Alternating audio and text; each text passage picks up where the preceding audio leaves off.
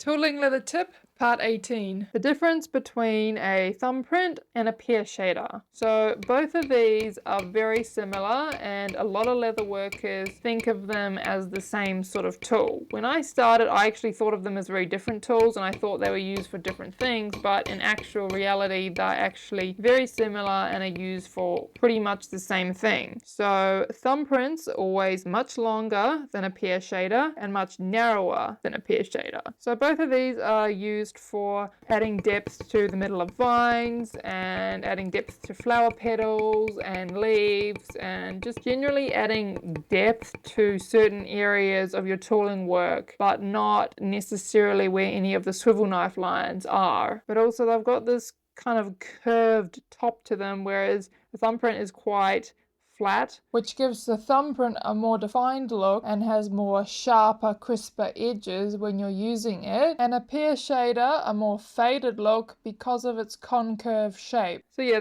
basically the difference between these two is that there isn't much of a difference, and I personally prefer a thumbprint to a Pear shader